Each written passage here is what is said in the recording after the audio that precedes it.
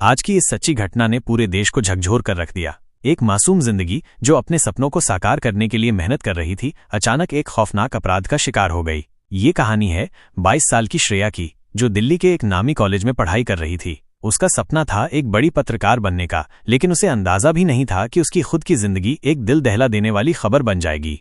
श्रेया अपने कॉलेज में काफी लोकप्रिय थी, पढ़ाई में अव्वल, दोस्तों की मदद करने वाली और परिवार की लाडली। लेकिन उसे सोशल मीडिया का भी बहुत शौक था। इंस्टाग्राम पर उसकी अच्छी खासी फॉलोइंग थी और वो अपनी हर छोटी बड़ी चीजें वहां शेयर किया करती थी।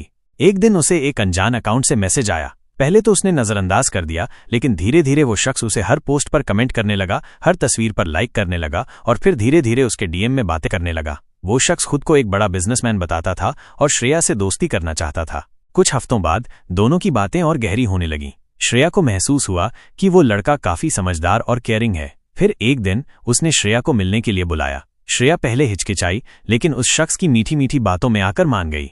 मिलने का दिन आ गया। दिल्ली के एक मशहूर कैफे में दोनों ने पहली बार मुलाकात की। सब कुछ सामान्य लग रहा था, लेकिन श्रेया को ये अंदाजा नहीं था कि उसके साथ कुछ बहुत बुरा होने वाला है। उस लड़के ने उसके ड्रिंक में कुछ मिला दिया।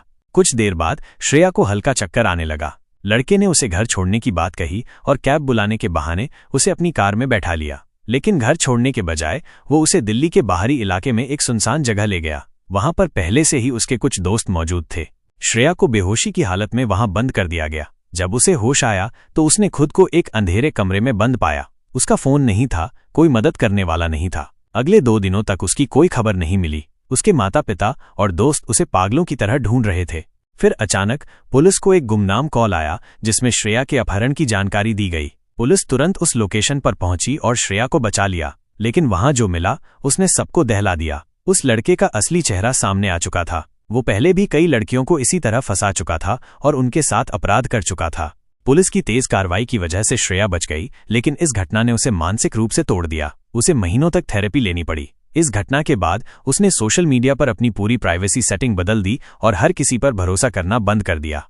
इस घटना से हमें एक बहुत बड़ा सबक मिलता है। सोशल मीडिया पर किसी भी अनजान व्यक्ति पर भरोसा करने से पहले हमें कई बार सोचना चाहिए। हमें सतर्क रहना चाहिए और अपनी निजी जानकारियों को सुरक्षित रखना चाहिए।